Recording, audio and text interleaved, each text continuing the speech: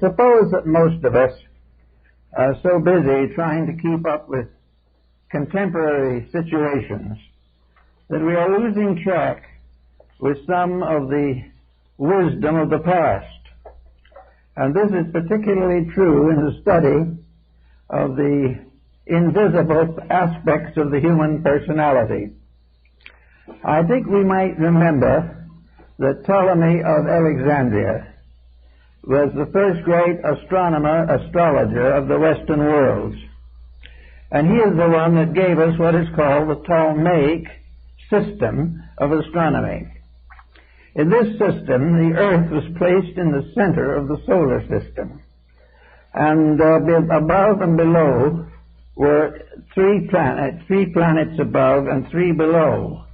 The result was carried by flood into music to give us the octave. Nearly all these ancient beliefs have survived in some form or other, but changed in aspect, because the principles remain the same forever. And in this particular case, we are studying the composition of the human being. And our particular problem this morning is to deal with these emotional potentials. So we consider the human being as composed of four elemental structures. These are according to the lower figure in the scale of Ptolemy: the moon, the Mercury, Venus, and the sun.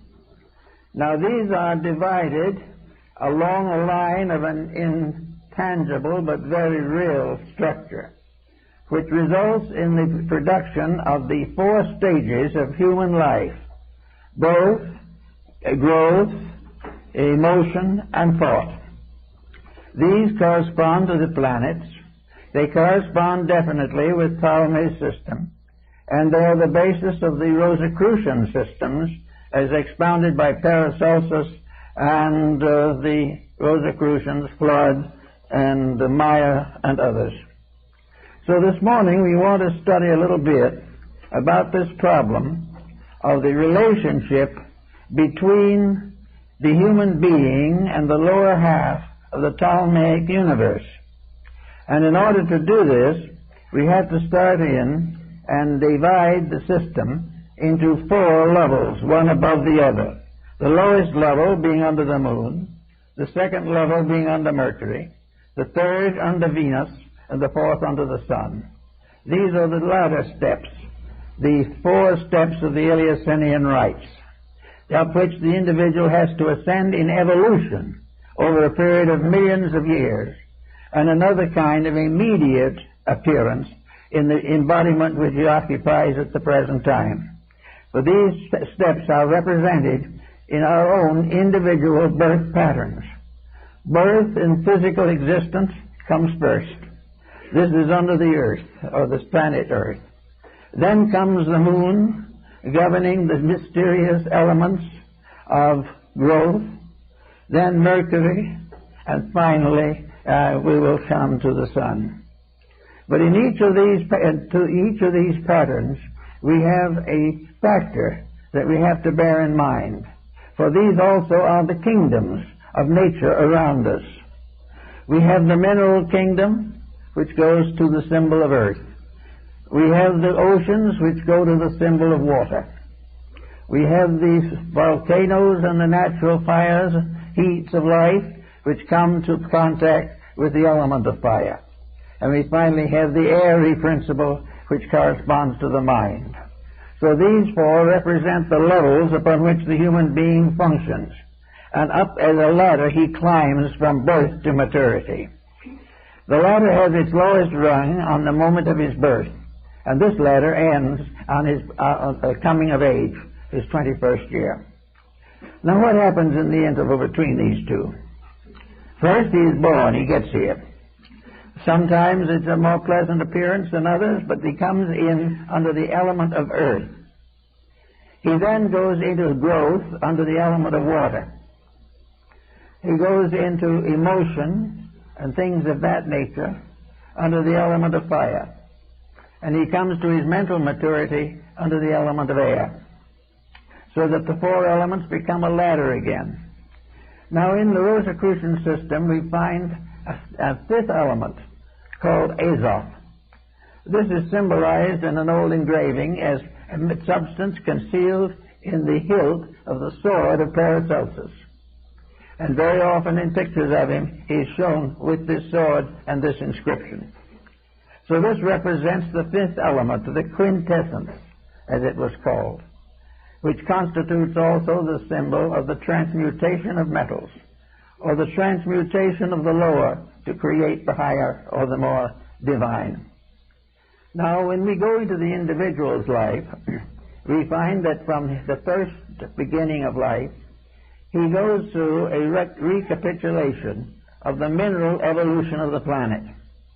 He then passes to the water evolution in the second period of life. And then when he comes to maturity, he comes to the air period. In between water and air, he passes through the fire level. Now, his earth period begins at birth and extends while the body is being concreted in the womb. At birth, it enters into the humid principle of water, and in this principle is what is called growth. Here we find everything is concentrated upon the evolution and maintenance of the body and the symbols and energies within it. From about the 10th to 15th year, maybe, we find the gradual development of the water factor, the lymphatic factor, and the glandular structure in man. The fire symbol takes over in adolescence and carries up to the beginning of the period of maturity. Now, the fire principle is the one we're particularly interested in today. This principle is very well described in the ancient writings. The principle of fire consists of two different forms or kinds, heat and light. Also, in the study of things, the mineral kingdom is under the symbol of earth.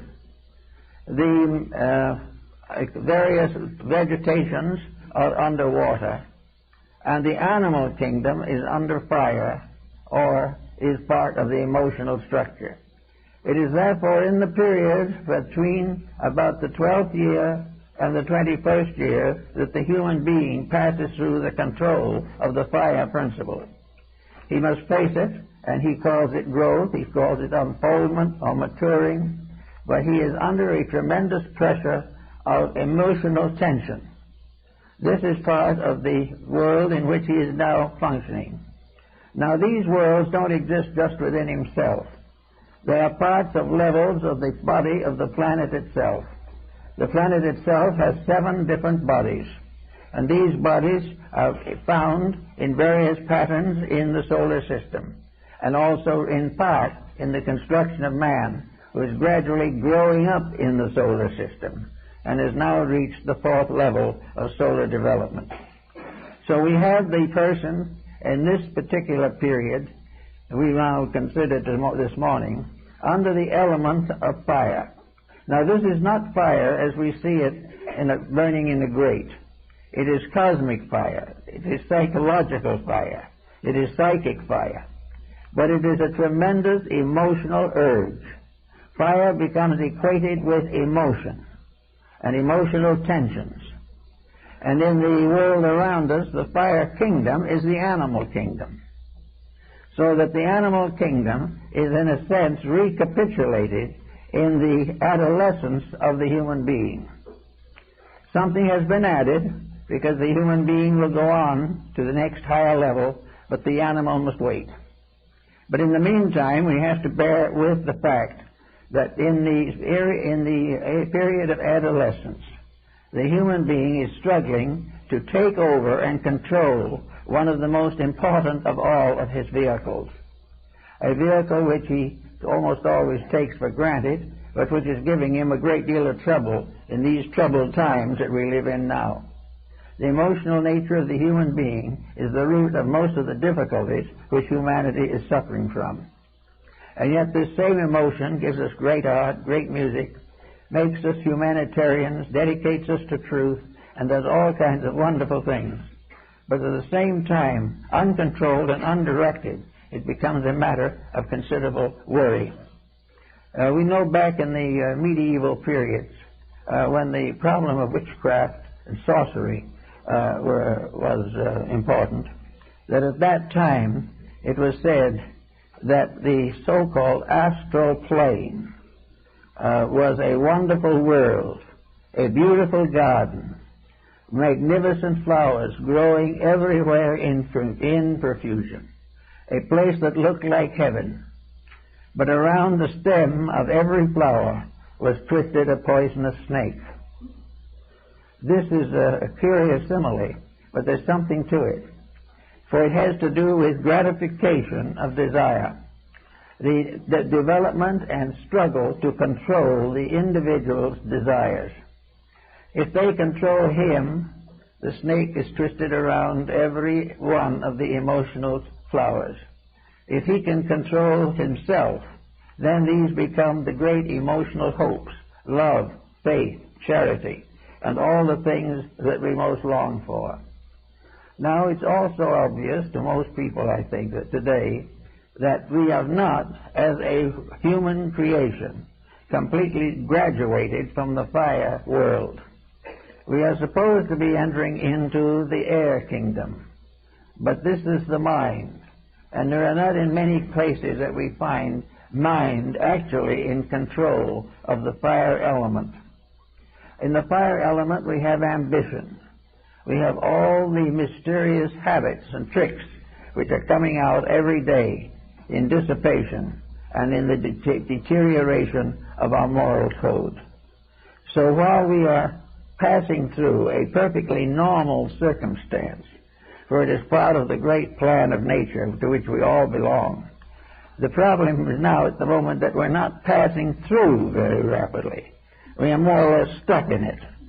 We have not yet reached the point where we can perceive that there are two aspects to this fire nature. The so-called desire or astral body consists of two different levels, the lower desires and the higher.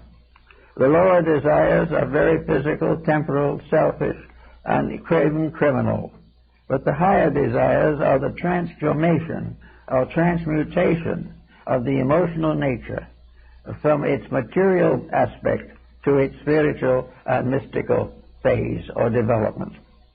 So we have this morning to consider something of this particular situation. We have to face certain facts. We have to face that we belong previously to a kingdom of more or less vegetable life.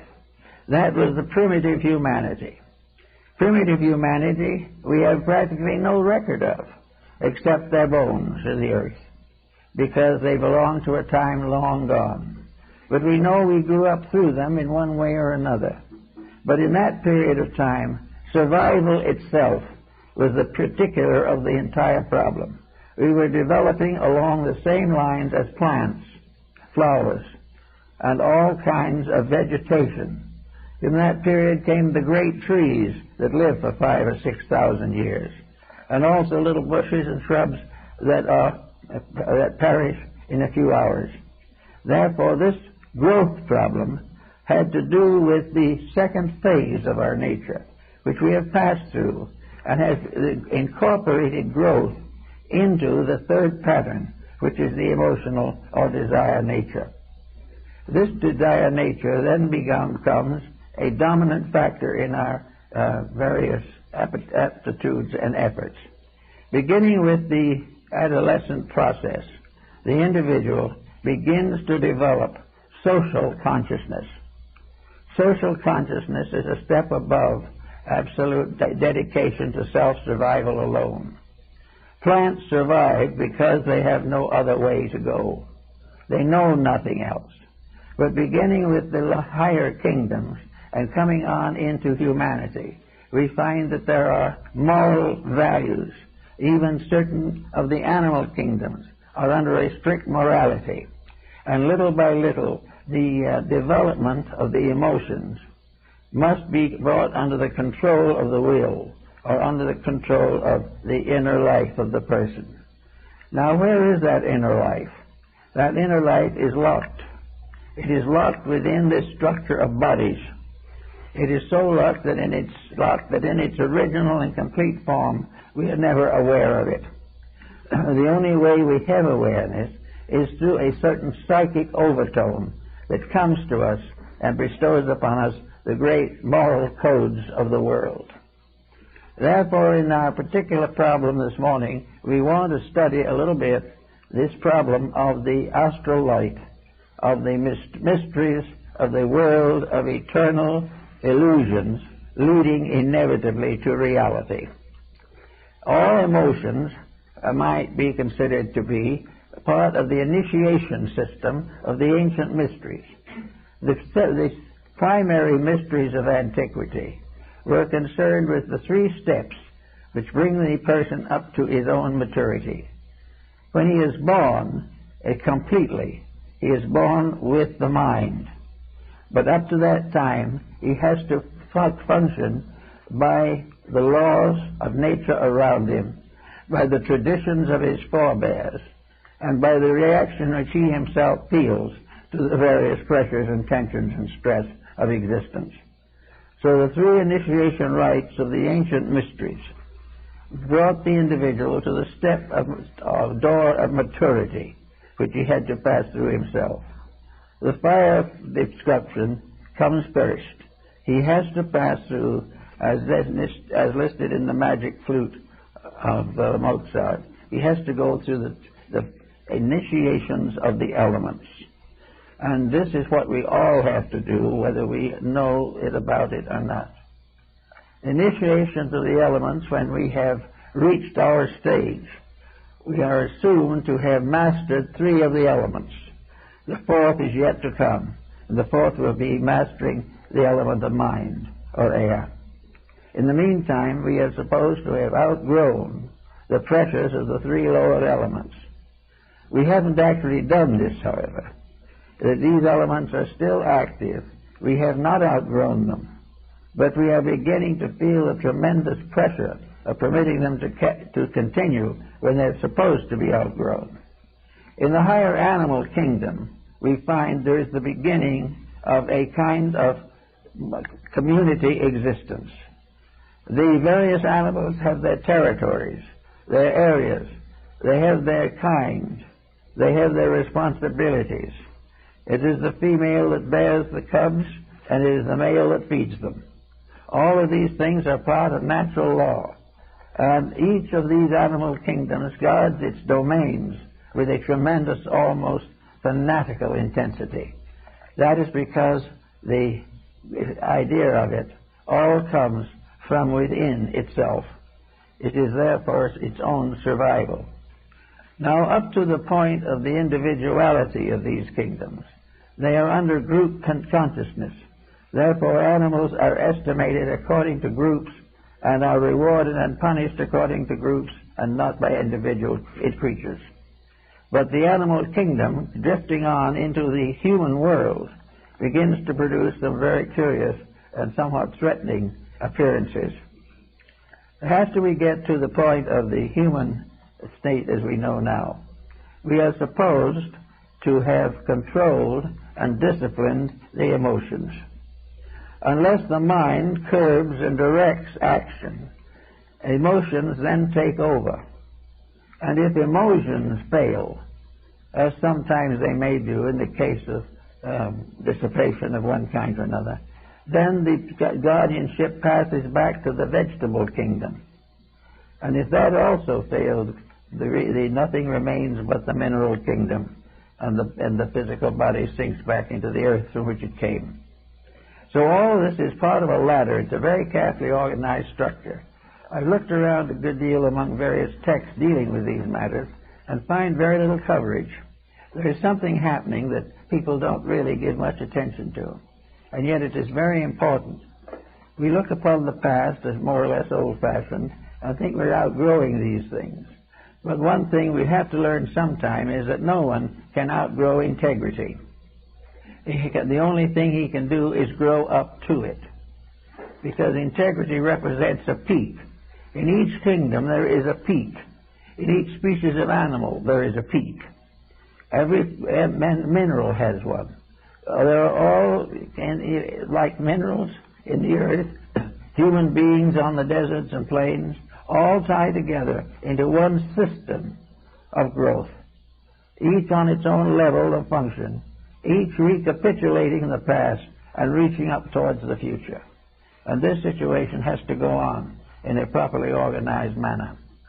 So we are now at a time in our problems where we can remember a little bit of the magic and sorcery of the Middle Ages and the sorceries that led previous nations into a series of tragic difficulties. We are now in an emotional period of growth where we are gradually coming out of the validity of emotion. There was a time when we had no other patterns. The animal was simply an emotional creature. It was governed by laws. It had no rules in our kingdom, but it had rules in kingdoms of its own. And animals were gradually growing. And as they grew more and more, they began to develop internal phases of mental consciousness. But until they passed over a certain threshold, they did remain as animals. And as animals, they grew more and more intelligence. There where we have animals of great intelligence. We have animals that are very wise and careful, thoughtful, faithful. And we have many animals that serve man gloriously and joyously. Because actually, the animal gains part of its evolution by associating with something superior to itself. And man gets a bad setback when he starts associating with things that are less than himself. And in this case, we revert to members of his own kingdom. Actually, therefore, we have a problem of the development of community or social existence. One of the magicians that was famous in the Middle Ages wrote out very definitely the picture of these mysteries. First of all, he pointed out that nearly all psychic phenomena is involved in this mystery of fire. Psychic phenomena is largely a matter of delusion, fantasy, or the incredibilities of things. Emotional delusion populates the invisible side of life with all kinds of strange worlds, beautiful worlds, summer lands, magnificent gardens, places of rest and relaxation. And then another religion comes in and points out that this other world is a mass of terrors, of horrors, and that if you don't belong to the right church, you're lost. All of this is part of this emotional struggle in which the person is trying to get hold of the integrities of his own nature. And with him, the emotional nature is a constant challenge to his ethics, to his integrities, to his proper decisions.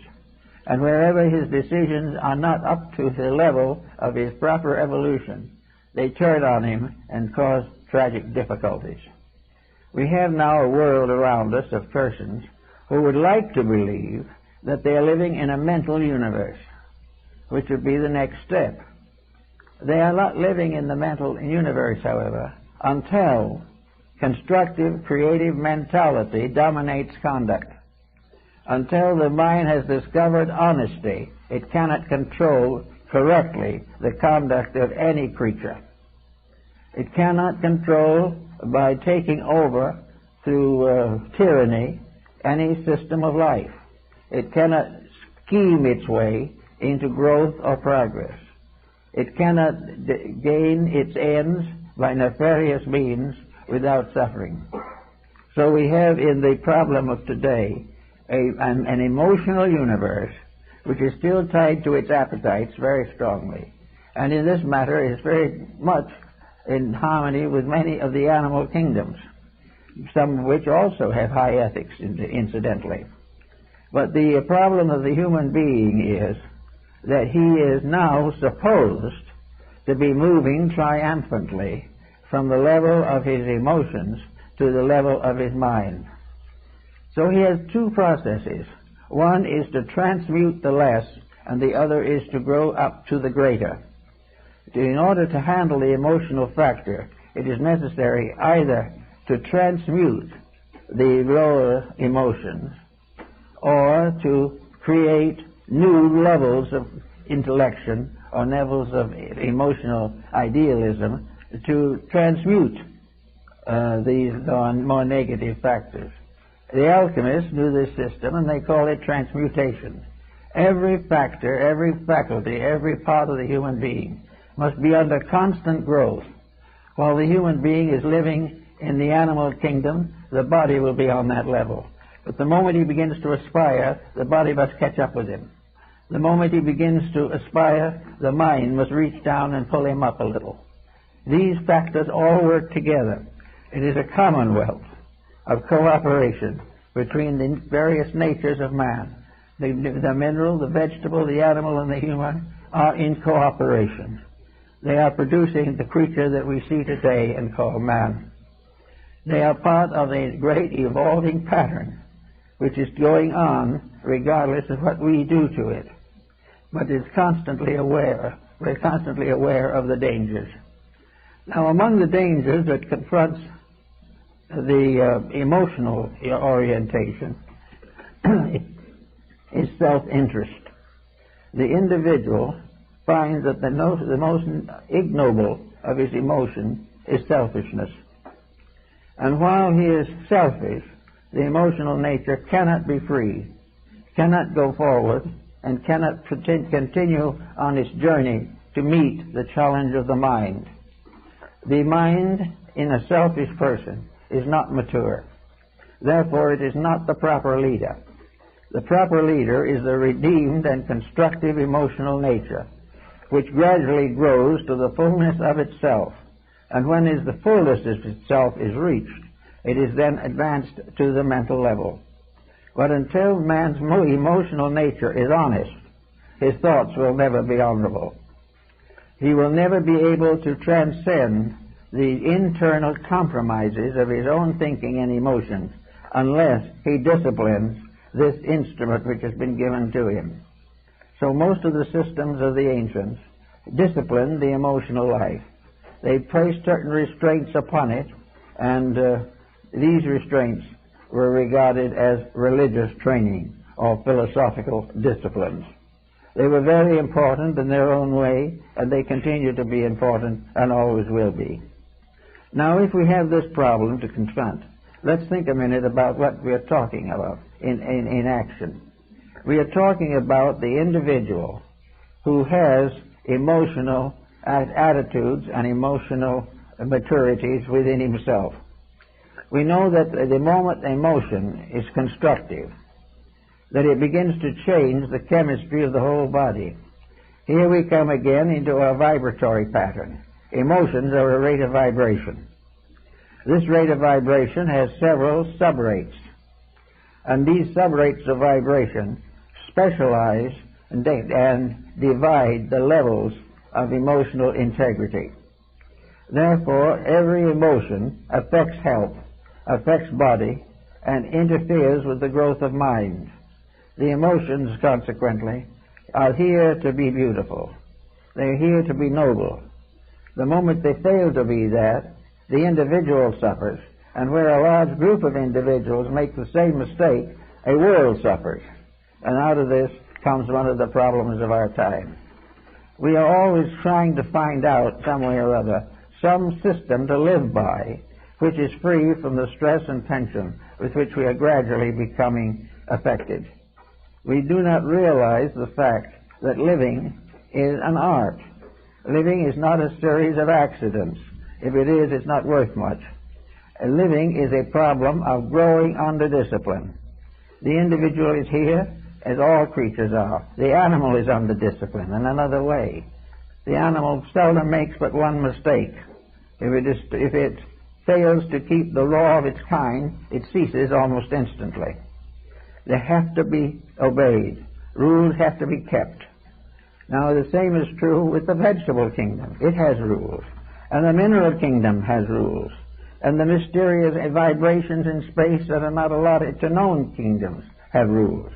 And our emotional world is a vibratory rate containing within it a number of sub-vibratory patterns, each one of which is an emotion or a stress factor, and each one has its rules that must be obeyed or trouble starts.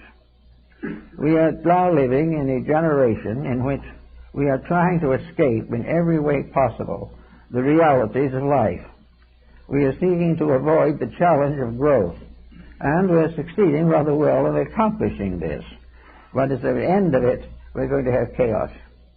We are beginning to see this coming along. We cannot explain why certain things are as they are. We develop all kinds of theologies to describe them. We know all kinds of politics systems to understand them, and all kinds of economic systems to pay for them. But at the end of it, we do not know why these rules exist. We do not know what they mean to the individual or to the commonwealth. What we do not realize is that we have only two choices: keep the rules or perish. This is something that is beginning to hurt a little bit. But this doesn't mean that we're all doomed to perish. Far from it. The percentage of perishing is going to be very low. The real answer is that through various discomforts, we are gradually going to rise to the occasion and will finally place the constructive mind over the emotions and actions. And when the mind becomes a disciplinarian of emotion and action, it will not destroy either of them. Emotions will have their full manifestation. The hard-headed individual with no emotions is not a monument to progress. He is just one of the many mistakes. The individual is going to have mental discipline, but no one is going to know it except they need it. He is going to be able to think things through to protect the complete compound of his own bodily structure and the collective compound of society. So here we are gathering at the edge of this great transformation. We are gaining at the edge of the time when an invisible shift is taking place. We are moving inevitably from an emotional to a mental level. This does not mean that our emotions will be poorer, they will be richer. It means that the mind will then have the emotional instrument to work with, and that most of the beautiful things of life will be a result of the mind emotionalizing in the arts, in the ethics, in the idealism, and in human relationships. Now, if we don't do this, according to the magicians of the 18th and even 19th century, we're going to lose what we most cherish. I think that I remember quite well Andrew Jackson Davis, a physician in New England here in the early part of the 19th century. He was a physician psychic, and he had much to say about the world beyond and the world within. And he wrote a book called The Stellar Key to the Summerland. And to the spiritualists for a long time, the invisible world of the emotional life was the Summerland. It was a kind of a reward. It was like a summer vacation settlement. Everyone who had good emotions, kind heart, and good integrities, after passing on, dwelt in the Summerland, where everything was beautiful, everything was fine, everyone was kind, and everything was noble. This type of thing, however, was one aspect. Now, this aspect could be built and developed within the mind of a person because he believed it, and also because in a certain way he may have lived it. If, therefore, the time comes for him to pass on, and he is really what he claimed to be, he will be in the Summerland. If his ethics and integrities are true, the after-death condition will be the fulfillment of his dreams and the reward of his virtues. But if it was all on paper or in the mind and never practiced, he will not have such a fortunate existence. For he will go where his actions go, and not where his hopes are. And in this we notice that almost all religions have a Summerland. Every one of the great faiths of the world has spheres of rewards and punishments. Now, the rewards and punishments have been exaggerated by various theological systems into vast fatalities. But what they really are steps in the attempt to mature these emotional and mental factors. Therefore, the initiation rites of ancient peoples had to do with the disciplining of life, not the destruction of it, not the changing of it, not even necessarily the changing of your religion, because most people do not need to change their religion. What they need to do is change themselves until they keep their religion, until they really do what they claim to believe. So we go back to the snakes that are twisted around the flowers and realize that these snakes represent emotional compromises and temptations. The temptation is the beautiful flower. The individual reaches for it and gets bitten by the snake. And of course the snake becomes a symbol of karma. Having once bitten the individual, he must pay his debt to nature. This doesn't mean he's going to be destroyed, but it means that he's going to have to pay for being wrong. And most suffering that we have in the world is a result of paying for what is wrong. But in many cases, the payment is not heavy because the individual did not know. We are not punished desperately for things we do not know or do not understand. Our punishment is based upon the secret within ourselves, in which we know in our heart of hearts that we did what was wrong. We have concealed it from everyone except the dweller in the self, and that we cannot fool. And it is that dweller in the self that sentences us to the punishment we deserve. It is not some cosmic factor out in space. We are not being punished for the fact that we were created, but we are being gradually penalized because we have not done better with the creation. We have not done anything with it to justify the tremendous evolutionary system that is behind us.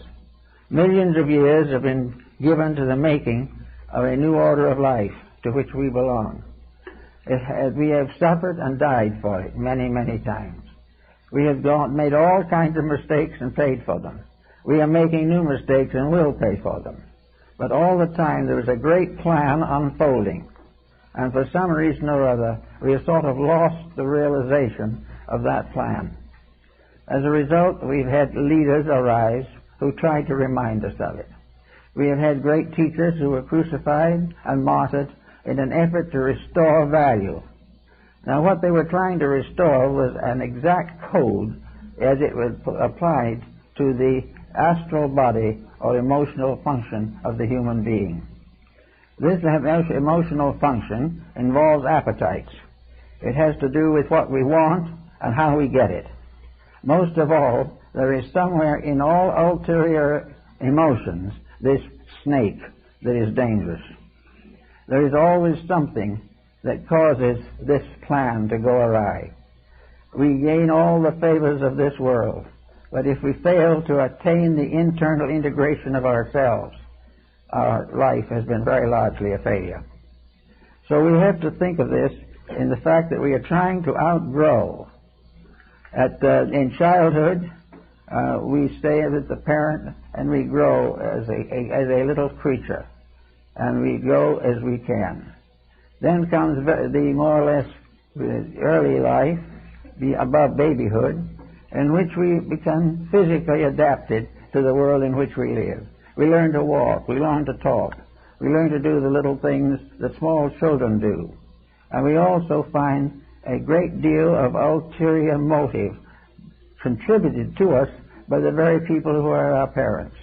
Our parents themselves begin the process of corrupting us usually.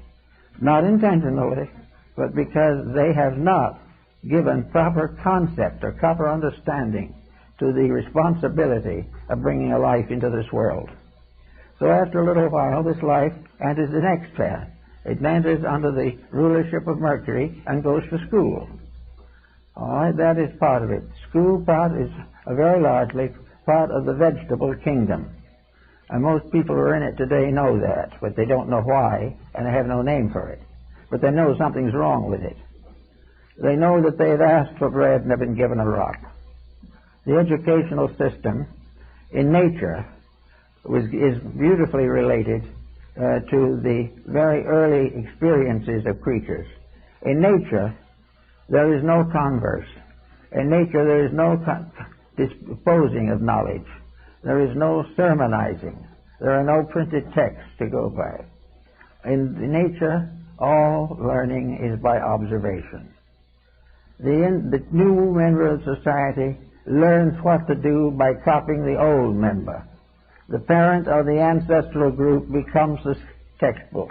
It becomes the symbol of the knowledge necessary for the good life. If you look at it today and read the commentators in the paper, we realize that this textbook of the parental experience is not doing much for us because there's not much to it.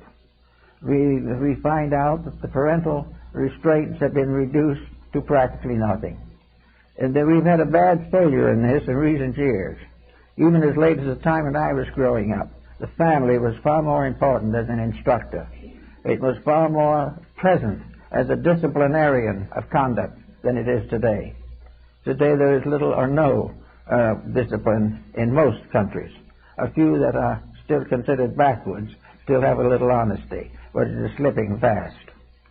The next thing we have to realize is that the child, after it learns by going to school, must be prepared for the first step beyond schooling, and what education should give him first of all.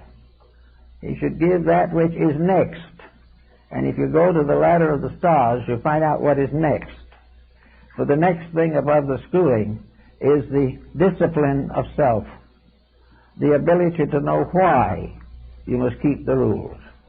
And in most curriculum, they don't even teach the rules.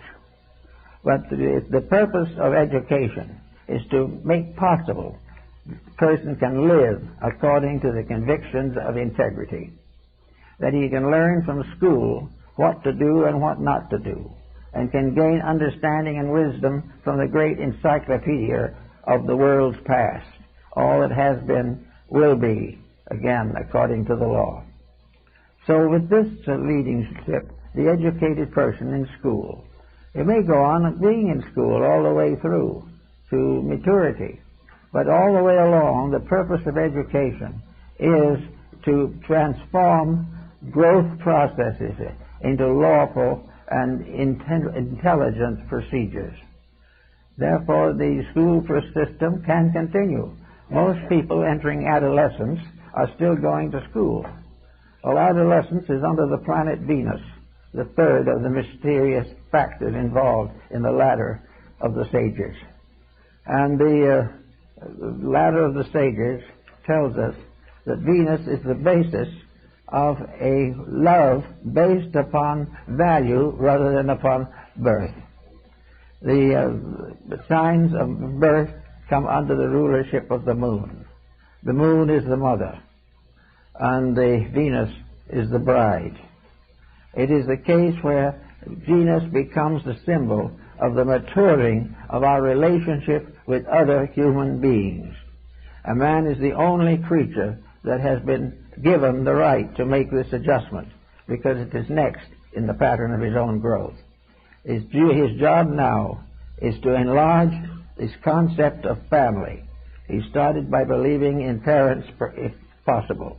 He's to go now further until the whole world is made up of his family. He is part of a world growth, and as such is also under the care and government of a world entity, which is sometimes called for short for children the guardian angel, or as the Babylonians called it, the essential daemon. All of the processes necessary to the individual, therefore, are administered by a power over the individual. This power is represented in various religions by teachers, saviors, sages, sacred institutions, and the mysteries of the development of the extrasensory band. All of these have to do with the preparation of the individual to become a member of the Commonwealth. There comes a time when it is his responsibility to settle down to the realization that there is no need for any dissension among human beings, that these so-called dissensions, these mysterious wars that we're suffering, this exploiting of each other, is all part of the mysterious astral light with the serpents around the flowers.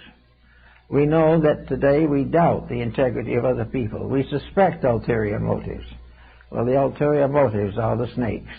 and they will be there as long as the individual is selfish. And he will be victim of ulterior motives as long as he cherishes them within himself. So out of these came also magic. Now magic is black and white. White magic, according to the ancient records of the Egyptian and Babylonian Chaldean temples, white magic is the use of divine assets for the protection and preservation of all that lives. White magic can never be self-centered. It can never be the individual working solely for his own advancement. He advances not by trying, but by serving others.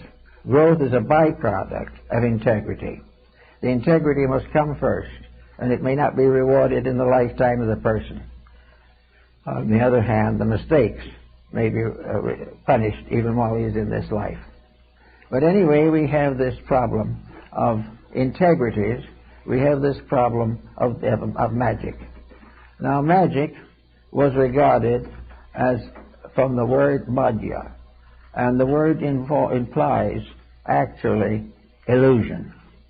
The word merely means a fantasy. Imagination is a fantasy. And imagination is the visualization of something. Now, all there have been individual imaginations, and there have also been collective imaginations. A nation may have one imagination distributed through all its members. We have seen things like that in war, where nations go and decimate themselves to fulfill an imaginary victory, where no victory is actually possible. The wise may know that no nation ever won a war, but ignorance will always keep on trying to. And this is the problem of magic. White magic is therefore, properly termed, the dedication of all of the assets of the individual to the achievement of the greatest good. Incidentally, this dedication guarantees the proper use of these faculties and protects the individual from the results of his own mistakes. An individual who keeps rules will be punished in some way, even if he didn't know better. He will not be punished as he would if he did know better, but he will still have to be disciplined in order to get over ignorance. But if he intentionally and knowingly, and not from ignorance, commits a crime against society, he has to pay for it. In the little flowers that float around under the trees with the serpents twisted around them, we have something that's interesting and comes up in Asia, and that is the Western paradise of Amitabha, the paradise of the reincarnationist, the paradise of the individual who doesn't believe in anything being forever, but is a reward and a passing.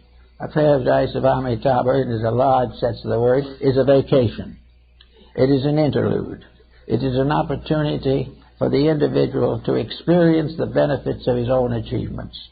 But they had to be achievements that had within them no selfishness, no injury of another person, no breaking of rules, no exploitation of natural resources.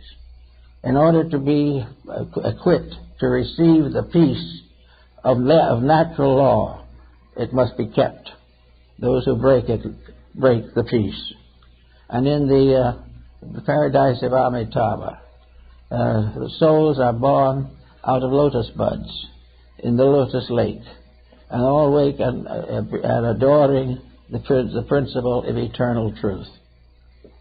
There are no houses there, although Andrew Jackson Davis thought some people might have a few estates over on the other side. He wasn't very sure of it. I think Emanuel Swedenborg was more sure of it, but he's been passed over rather lightly also. But the real fact of the matter is that the paradise of Amitabha is simply a natural state in which there is no conflict within the individual, and pain goes to sleep because there is nothing to keep it awake. Vice goes into darkness and vanishes because there is no one to go with it. Everything that causes inharmony individually, worldwide, cosmically, is to do with the struggle to understand and apply the principles that belong to these different worlds. Now, in the initiation rites, the candidate to the first degree took dominion over certain phases of nature. He didn't take over the phases being able to govern nature or to exploit it or to pervert it or to sublease it, but rather to obey it. From the beginning to the end, there is a law. This law is greater than anyone can ever know. That is the one thing we know and dares to break. At the moment we break the universal edict of the purpose for existence and the destiny for which we were intended, we are cast out. Cast out doesn't mean that we're damned. It doesn't mean that we have to go to Hades. Cast out means that we've been set outside until we learn better, and then we'll let us in again. We just have to realize that the moment we break the great rules, we lose the benefits of growth. We lose the peace of mind. We lose the happy home. We lose the cheerful children. We lose the good health. We lose everything when we break the rules. So in the ancient times, there were 3 steps. The human being was 9 months in the womb, and 3 steps made 12, and that was the zodiac, and that was the perfect circle. So 9 months in the womb and the 3 degrees of the mysteries constituted the enlightened human being. And the 3 degrees of the mysteries had to do with that broken circle which exists between Christmas and Easter in the Christian rite. It is the wheel of broken spokes in the canonization of Hypatia of Alexandria. All of these symbols represent, therefore, that we take 9 months in the womb and 3 degrees of conscious growth to complete the embodiment of the individual. Only when both of these are present, these 2 factors, is the person truly born. He is born imperfect. He is given the right to perfection. And he is given the eternal textbook, as the alchemist said. The deity has given man the great textbook, nature. But he must learn to read it by walking it with his feet. He cannot learn it simply by reading about it and forgetting it. He cannot gain from the story of wars unless he realizes their futility. He cannot gain knowledge of the collapse of stock exchanges and what they mean until he realizes that the thing that brings them down is always lack of integrity. So the 3 degrees of the mysteries contribute integrity. And when integrity is contributed to the 9 steps, then the individual at this stage becomes completely balanced in the mystery of emotion. The emotional nature, the astral light, becomes properly balanced when he has achieved the idea that emotion, the great emotion, is affection. A great affection is that which does not worship anything, but is the affection for all that lives. As long as the individual has a man or woman whom they do not like, that affection is not complete. Anyone who belongs to a religion and don't like another religion, that person's affections are not complete. The one who will take care of one of his own and neglect the stranger, his affections are not complete. Complete affection is the individual recognizing the unity of all that lives, and that is the proper opportunity of the wise to serve those in need of wisdom. It is the opportunity of the wise to instruct, and the opportunity of the young to receive instruction. All these things are part of a system that goes back to the dawn of time, a system we will never be able to probably understand where it originated, but we know that it has been with us for thousands of years. Now, to get back to this emotional problem, which is particularly for us today, we also realize that emotion is definitely a rate of vibration. Not only is it a rate of vibration, but it is a major rate of vibration which breaks down into an octave. The emotional octave consists of the 7 levels of emotion, just as the 7 orders of architecture constitute the mystery of the building craft.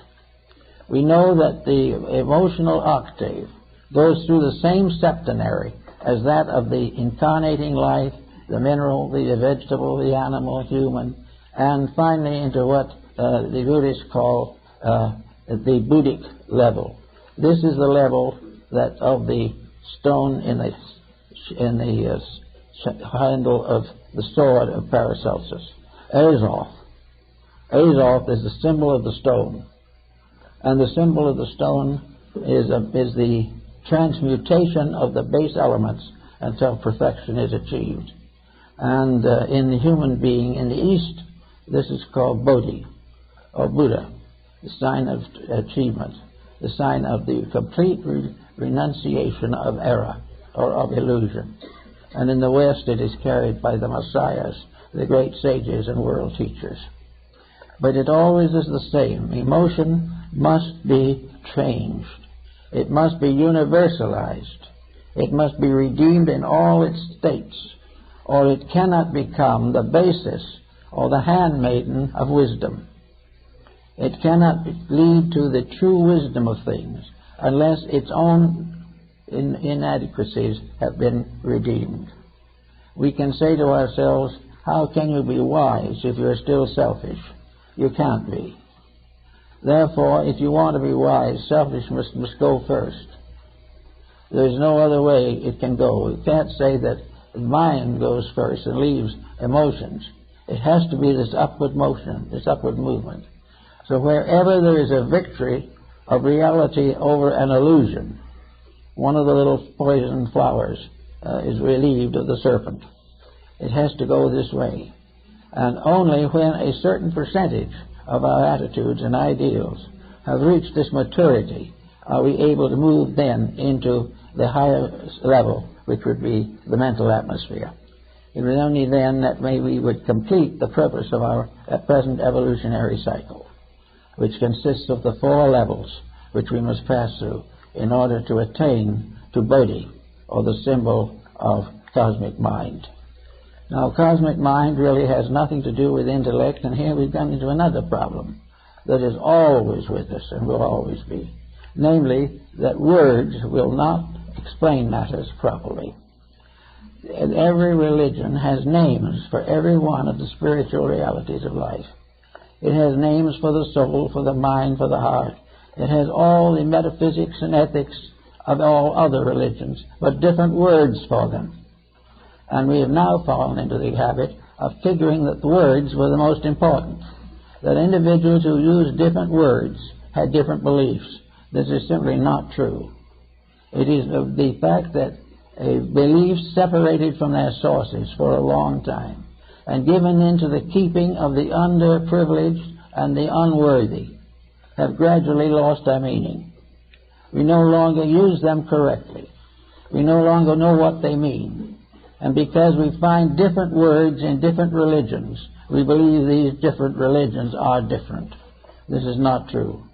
Every religion in the world has been struggling to find the correct way of explaining the path of growth. It will always have difficulties because it will have different words to overcome. The various people who go to one path after another are seeking not the path, but a familiar term that they can immediately accept. If they do not find this, they think the religion is wrong.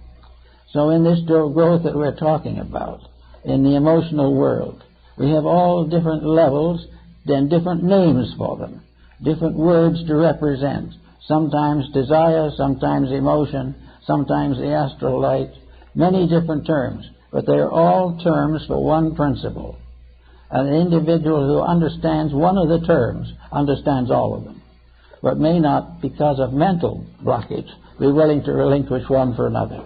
He must keep on believing exactly as he did, and those who do not use the same words are heretics.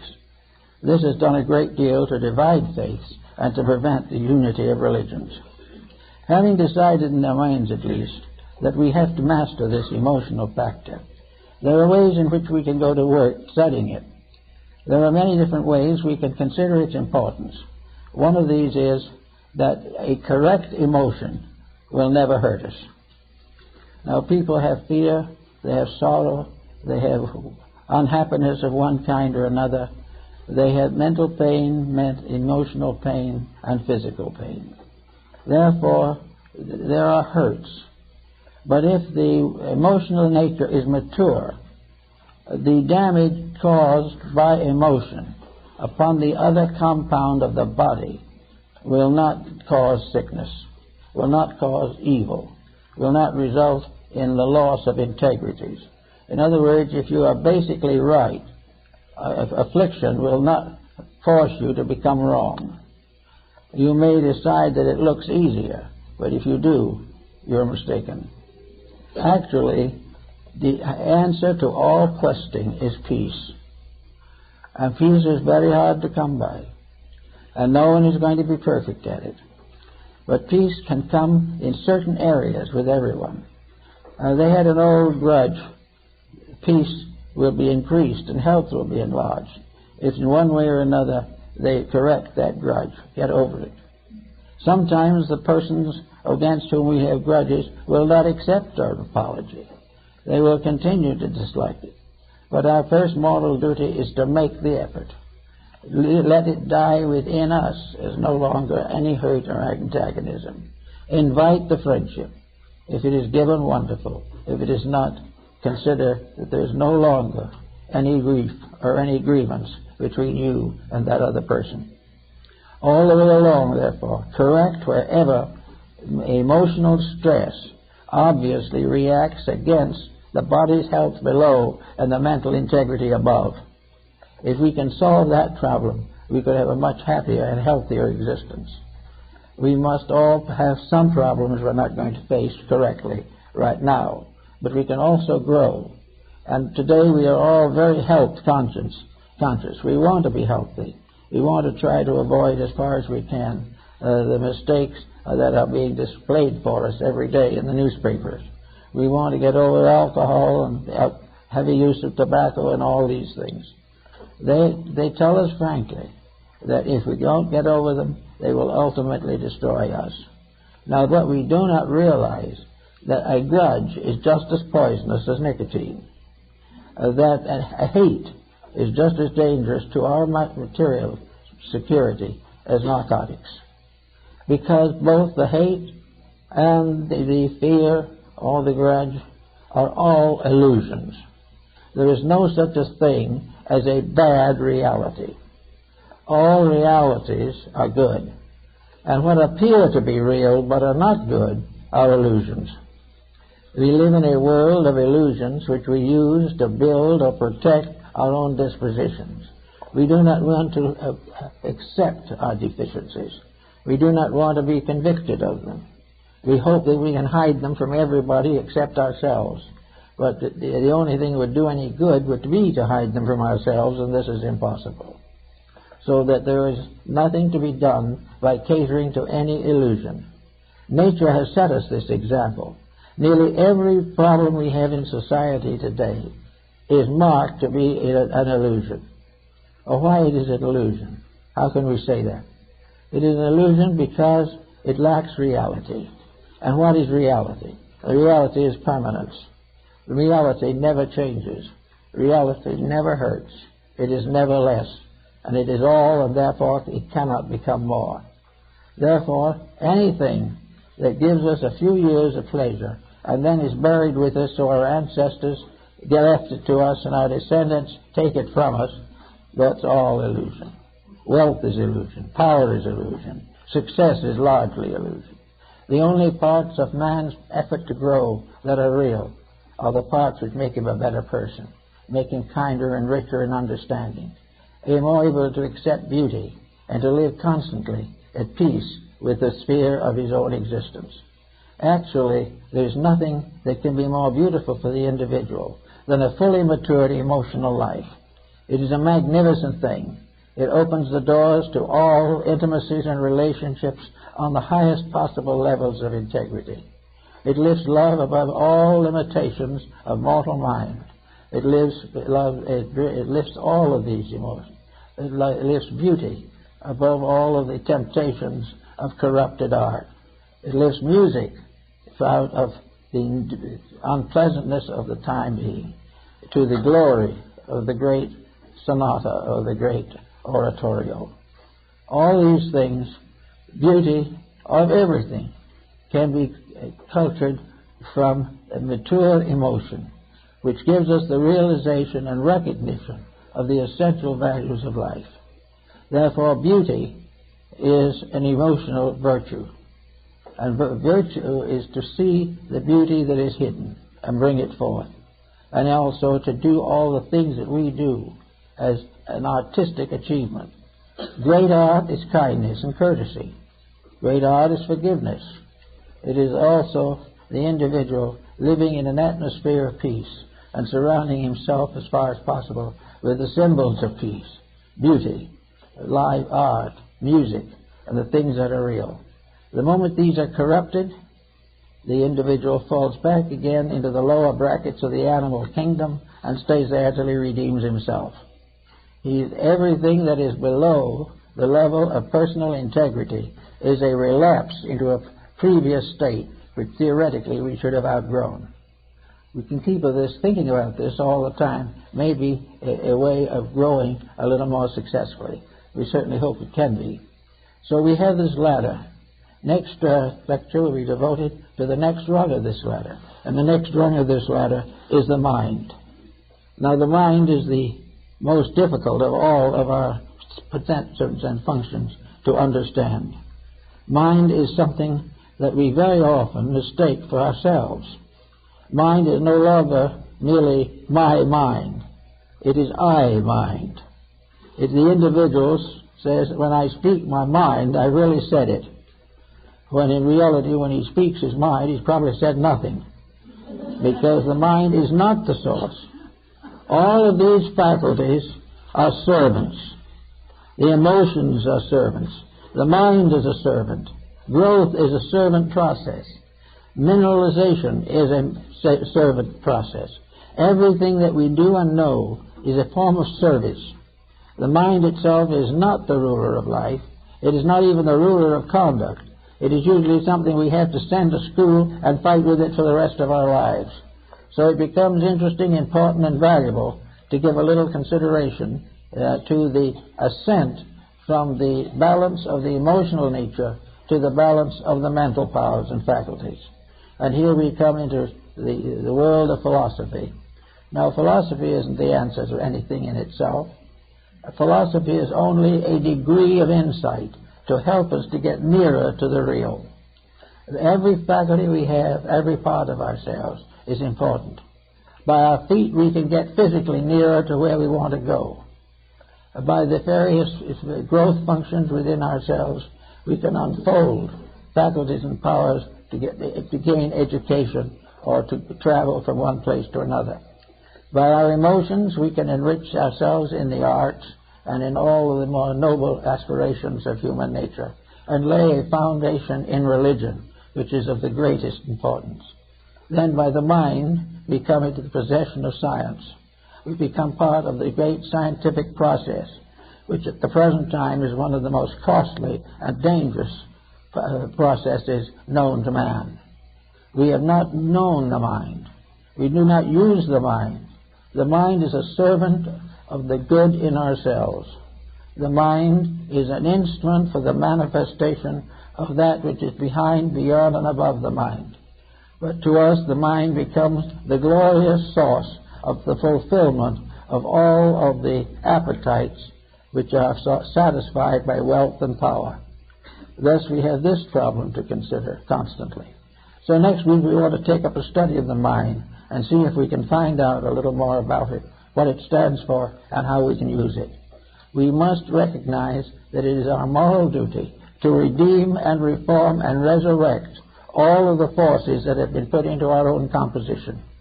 We must redeem our own emotions. They cannot redeem us. We must redeem the mistakes of our education. We must redeem whatever has been our fault of our heredity. We must redeem all aspects of ignorance in ourselves. We cannot do it all at once. But the wonderful mystery of it all is that the very act of redemption in itself is a beautiful necessity. It is something that the very moment we start with it becomes the most wonderful experience of all. So the process of correcting our own faults is not a laborious process, but a glorious one, leading in the end to all the good we hope for. That's it.